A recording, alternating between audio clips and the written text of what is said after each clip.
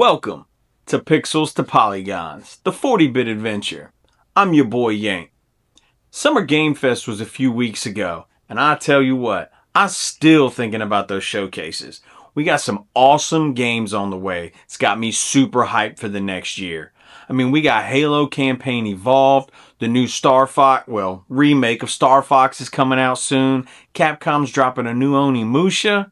But let me tell you, when I saw that presentation of Gears of War E-Day, man, gave me the itch to go back and play some old school Gears. And today, we're going to be talking Gears of War 2. This is my first playthrough of Gears 2 in almost 18 years. Can't believe it's been that long. Now, Gears of War 2 was released back in November of 08, and opening weekend, it went to sell over 2 million copies, and it sold over 6 million copies in its lifetime. Now, at this point, Gears wasn't a flagship IP in the Xbox arsenal. And of course, the hype behind Gears of War 2 was humongous. And boy, let me tell you, back then, they delivered. That game was hailed as one of the best Xbox 360 games you could get on the console. Back in 2008, I was 23 years old, partying like crazy, and delivering pizzas for a local pizza spot. Still one of my favorite jobs to this day. I love that place, and I love the people I worked with. But if you've worked in the restaurant industry, then you know it comes with working late nights. And when I got off work, most of my nights were filled with booze and video games. Now, leading up to the release of Gears of War 2, I was so stoked for this game.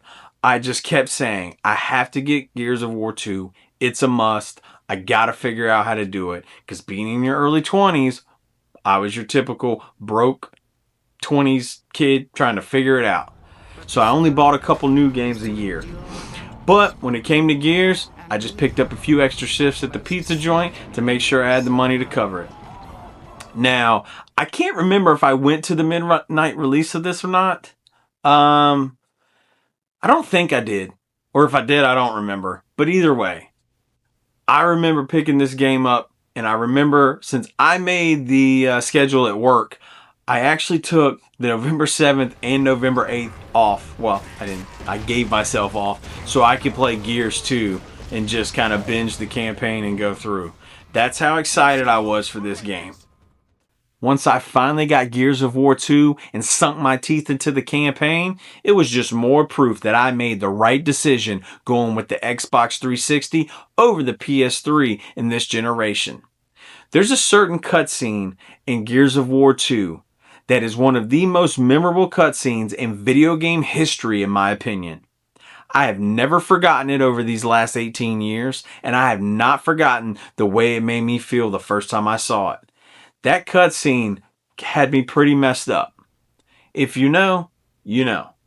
Now, I'm not going to spoil anything right here, just for the people who may have never played it and maybe are thinking about going and playing the Gears series or Gears of War 2 in particular. I will have a spoiler section at the end of the video, but I will give everyone ample time to let them know spoilers are coming so they can choose to turn off the video and go play for themselves. I dabbled in the multiplayer a little bit too, but most of my online friends at the time, they were Call of Duty players. And the new Call of Duty at that time, I think, was World at War. And it had dropped within a few days or like a week of this game. So most of them were already playing the new Duty. I do wish I'd had more friends back then that played Gears, because the online, it was fun. And Horde mode is always a blast. That's just, I don't know, it's like a staple in the Gears franchise now. But that was then. And this is now. The real question is, does Gears of War 2 still hold up today? Or is it best lived through rose-colored glasses, wrapped in yesteryear, snuggled in the arms of nostalgia? This time around, I will only be playing the campaign. I do believe, as of this recording, the servers are still active for the Gears of War 2 multiplayer, but I didn't test them out. So, I own the limited edition physical copy of Gears of War 2. It's got some pretty cool collectibles in it. Comes with a steelbook case. It has a DVD behind the scenes documentary called Beneath the Surface. It has a little art book, and it has a keepsake photo of Dom and his wife Maria. I do believe it also came with a downloadable like Golden Lancer gun for like multiplayer and things like that. But mine doesn't have that, obviously, after all these years. It's actually one of my favorite pieces in my Xbox 360 collection. Now today, there are multiple ways to play Gears of War 2. With a physical disc, you can play it like it was originally created for on the Xbox 360, or in the Xbox One, Xbox One X, or Xbox Series X. And of course, you can play this on Game Pass on Xbox One, Series X, S, or on PC. I played it on Game Pass through my Xbox One X. Let's dig into Gears of War 2. Private Ben Carmine, sir! Reporting for duty, sir! Drop the sir shit, kid. We're not that polite out here. Come on, let's go. Oh yeah, welcome to Delta. The game picks up 6 months after the original. You're dropped back in the shoes of Marcus Phoenix, the leader of Delta Squad. And this time around, we got a couple new faces. You'll meet Ty, Dizzy, and of course Carmine. But the core members of Delta Squad do remain the same. Dom, Baird, and of course, my personal favorite,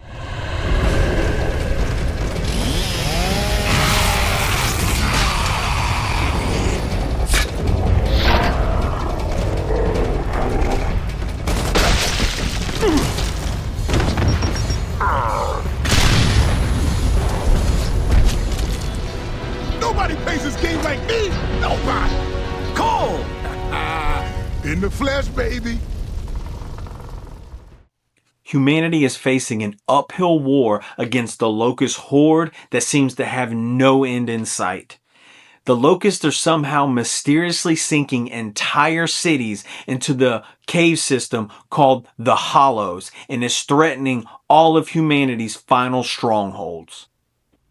Mankind will be staring extinction in the face if the Locusts are not stopped. So Chairman Richard Prescott authorizes Operation Hollowstorm. The mission is simple, but incredibly dangerous. It's a full-blown assault beneath the planet's surface, going straight at the Locusts and striking them on their home turf. As Delta Squad battles through the Locust stronghold, they find the source of the Locust's power and find out that the Locust Queen has been using a humongous something to sink the cities. As Delta Squad pushes deeper into the Hollow, Dom continues his personal quest to find his missing wife Maria, who disappeared earlier during the beginning of the war. Now along the way, the squad does encounter increasingly powerful Locust forces and uncovers clues that hint at something very sinister is happening beneath the surface. That's the gist of it without getting into too many spoilers. This game is presented on a much larger scale than the original. It's bigger and better. The original Gears of War had more of a horror aspect to it, in my opinion. A much darker tone. This one feels more like an over-the-top 90s action movie where mankind is saying, if we're going out, then we're going out swinging. But there are key moments as all the action is building that reminds us that this is a very dark and bleak world where we as a species are fighting for survival. The overall story here is awesome. It's very well written and the pacing is almost perfect. I was enjoying every single second of my playthrough. I never felt bored or felt like anything overstayed its welcome. And of course, they made it real easy for new players to drop in with a recap of the original events right from the get-go. The voice acting is very good too. All the returning characters had the same vibe and energy that they had in the original. They did a very superb job in my opinion. The world is ripe for their arms! Delta Squad is in your house, bitch! You hear that shit? Your grubby ass bitches are going down! Like way down! Dead down! So down you ain't gonna even know which way is up! Your ass is gonna be quiet till your skink ass queen! Oh, mommy, you let the bad man hurt us! Fuck you. We're gonna whoop your mama's ass. Whoa! There we go. One muscled queen.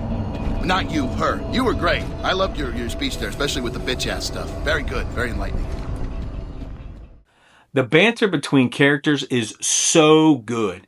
You can see the camaraderie grow between the group through these small interactions throughout each level as the game unfolds.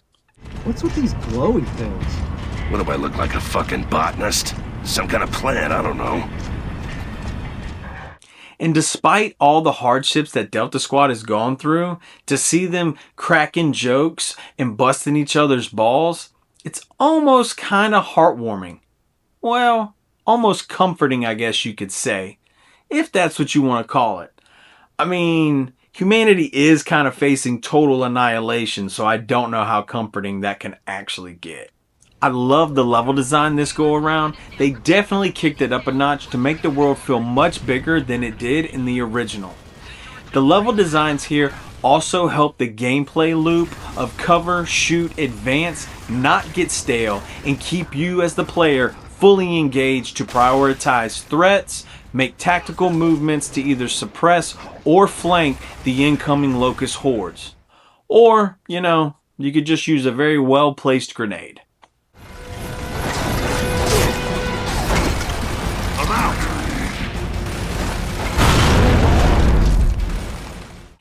The branching paths are a staple in the Gears series and help up the stakes when you have to split up the two teams, making how you approach the battles a little different in these segments. It's a nice change of pace sprinkled throughout the campaign. One thing that did bother me though were the boss battles. I mean, don't get me wrong, they're fun. And the boss on the boat with the sea creature, that one was awesome. By far the best boss fight in the game. But I just felt like all the bosses were lacking that fear factor that I guess you got from the bosses in the original Gears of War. And then at the end, that final battle, man, like it was built up so big, ready for this huge clash. And I just felt like it was just very lackluster. I mean, especially compared to the battle you had with General Rom in the original. Man, it's just, I don't know. It just didn't live up to the hype in my opinion. That's probably why, honestly, as I was playing this, I was having trouble remembering like the final battles and everything. So I'm assuming I probably thought the same thing 18 years ago. Gears of War 2 is a third-person cover-based shooter that builds off of the foundation that the original Gears built by pretty much expanding on every aspect of it. You fight horde after horde of locusts through a series of straightforward, action-packed missions. Combat revolves around using cover, moving between walls, and anything else you can use to shield yourself. There's even a point where you can use these rock kind of worm creatures as cover, and you can shoot their food source off the ceiling or the wall to get them to move, and you walk along with them. It's a pretty cool mechanic in my opinion. And of course, you're doing all this with an arsenal of great weapons. Some of the new additions are the flamethrower, the Gorgon pistol, and a new gas grenade. But let's not forget all of our personal favorites from the original are back. The shotgun, the hammer of dawn, the torque bow, the sniper rifle, and of course, the iconic Lancer with its chainsaw bayonet. It is so satisfying running up on an enemy, revving that chainsaw and getting the kill. Man, I love it.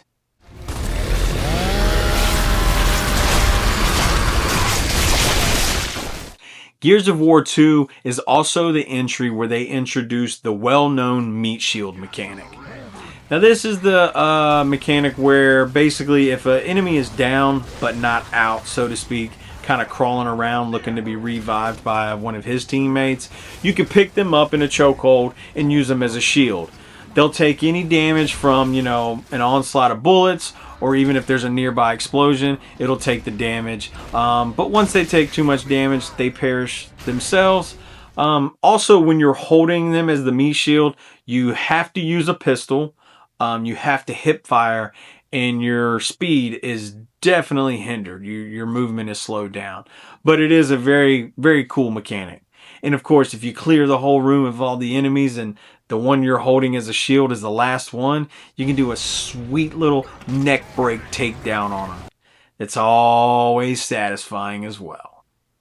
And of course, we have the roadie run, which allows you to advance your position on the enemy when needed, but you can't use your weapon and the motion blur can make it harder to spot enemies at times.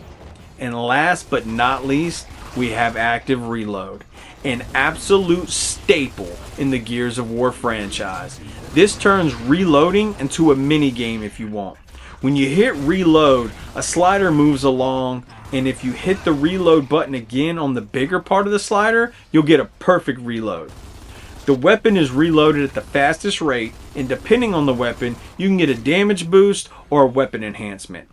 Each weapon slider moves at a different rate of speed, giving a little difficulty to mastering this mechanic. But let me tell you, when you're in the heat of battle and you hit that perfect reload and you pop up from cover and you destroy the locust, man, I get goosebumps thinking about it. Compared to the first game, Gears of War 2 has bigger battles with more enemy variety and a greater emphasis on spectacle. You'll fight alongside huge groups of COG soldiers in massive firefights. You'll pilot vehicles such as the Centaur tank, and you'll be center stage in several memorable set pieces. One of which includes getting swallowed whole like Pinocchio and having to find your way out. That's a whole nother thing. With new enemies, new weapons, better controls, and more dynamic environments, Gears of War 2 is a classic, memorable experience from start to finish. I had an ear-to-ear grin on my face the moment I loaded this game up, and it did not leave until I rolled the credits. This game hits just as hard today as it did back in 2008, and I was quickly reminded why this is a must-own for any collector in their Xbox 360 collection. Now, this is your spoiler warning. I'm going to get into the spoiler section here briefly. There's a few things that I do want to discuss. If you don't want anything spoiled for you, please leave the video or jump to this timestamp to skip the spoiler section. Again, you have been more than warned. I'm giving you ample time to do what you need to do. So, 5, 4, 3, 2, 1. Okay, now for some spoiler points. So, when I was talking about with the story, where it feels like an over-the-top 90s action movie, but there's key points where it kind of pulls you back down and reminds you how bleak this world is. For me, the telling moment was, so you meet Ty in the very beginning of the game. He's this big, muscular, tattooed, just cog badass looking guy, you know? Well, you get broken off because when you get sent down into the hollow, into the, I forgot what they're called, the driller What are we looking at? vehicles, how they get you down underground. Anyway, you're locked in and you see him starting to fight. And that's the last you see of Ty for a while. Well, as you continue underneath the surface, that sinister things that were happening that I was hinting at earlier in the video, obviously, if you know, is the fact that we discover the locusts are taking hostages, which everybody thought the locusts didn't take hostages. They were there to wipe out the humans. And then what they were doing with them is basically keeping them prisoner, but they're breaking people through torture methods and things like that. Very dark stuff. But the cutscene that you come across with Ty, I remember the first time I watched it, and the moment it came on during this playthrough, I kind of almost like didn't realize, like I kind of forgot about it because of another cutscene I'll talk about here shortly. But the moment Ty come out, I was like, oh, like I just knew. I was like, oh man, oh no. And it's just, I mean, I'm gonna showing it here, as you can see. Yeah, I'm just gonna let it roll. Ty, is that you?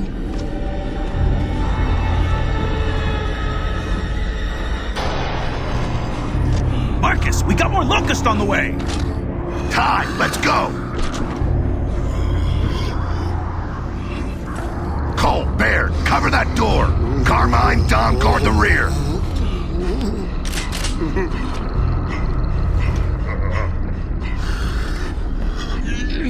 Ty! No!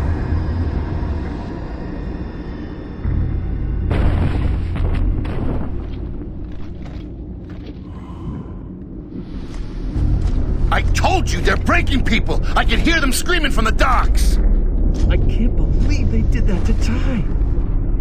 He survives everything, doesn't he? Let's just get the hell out of here.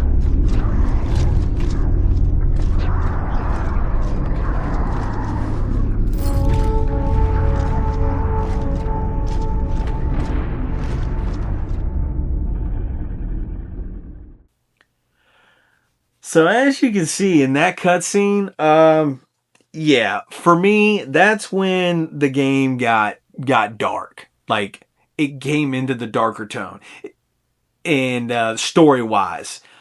But yeah, that's where you find out again. Like I said, you realize all the locusts are doing a bunch of stuff we were unaware of. Now, one of the cooler parts too that I wanted to touch base on is the riftworm section, where you get eaten, like I was saying, Pinocchio, and those levels in there are iconic. It's just a very memorable moment throughout the game. You're inside this riftworm and you're trying to go through its body and everything, to find its heart to escape. You lose another party member. Well, party member. I'm an RPG guy. You lose another member of Delta and it's Carmine.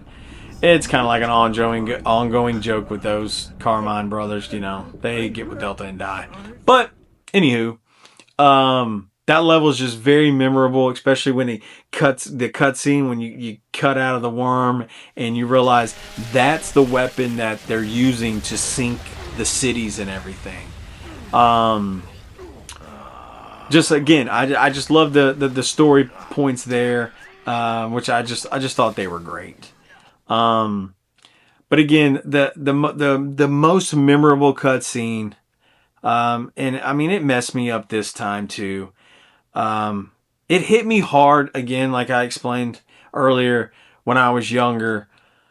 But watching it this time, for those, anyway, we're spoiling it.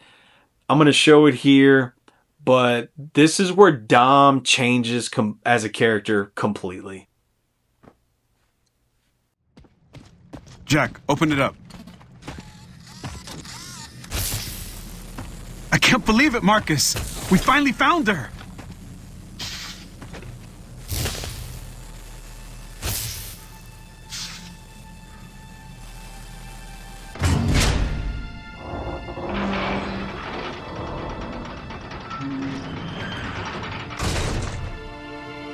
Maria.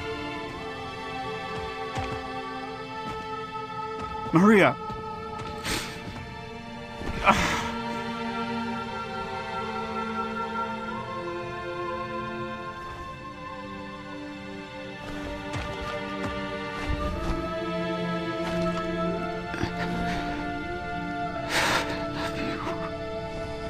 Dom.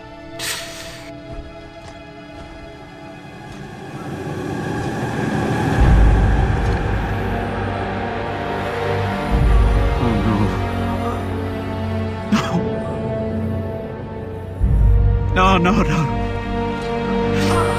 No, baby. No. What did they do to you?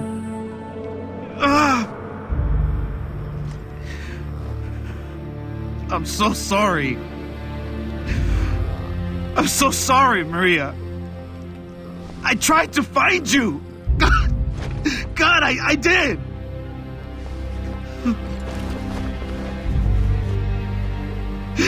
Ugh, please, no. Maria.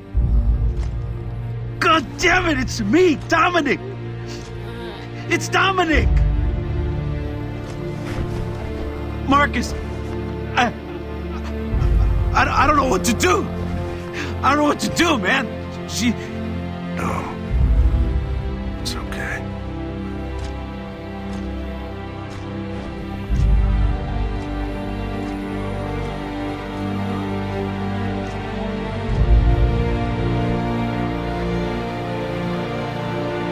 I'm so sorry.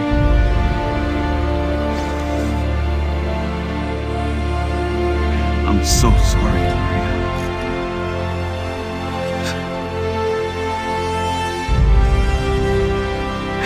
I love you so much.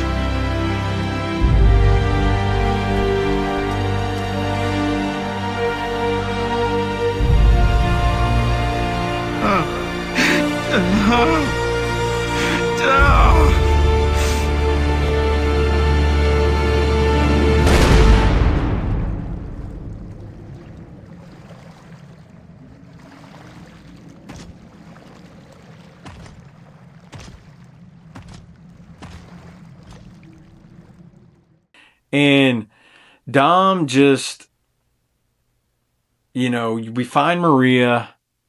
They open the thing where, you think, you're thinking everything's going to be good. Maria looks just like she did in the dream that Dom had of her previously in the game. But then as she's holding on to you and everything, Marcus is like, Dom. And you kind of see, I guess, Dom snapping back to reality. And when he kind of pushes Maria, they were hugging and he gets her to where he can see her. He sees that she's just a shell of herself. Like, she is not, like, she's been tortured. She's been broken. And, you see Dom just lose it, man. And that's just, like I said, it bothered me when I was younger, but now it bothers me even more because I have a family myself. So it's just like, man, like, that just it hits on so many levels. And like I said, that's why I don't care but moving forward from watching him have to do what he has to do because he knows it's the right thing to do and how much he loves her. I don't know. It's just, but Dom as a character is never the same after this. It's just, that's why this is one of the most memorable cutscenes in video game history. It's a doozy for sure. But in the end, the battle that I was told was very lackluster. The battle itself is lackluster, but the ending is just so good in my opinion because it's a bittersweet ending because you can't really say you win because obviously Jacinto is the main city. It's like the last stronghold, and they figure out that if they sink Jacinto but go a little further out to bring the seawater in to basically drown the locust, they think, well, it'll win the war. And that's how it ends. So you sacrifice Jacinto. Everybody's evacuating, doing everything.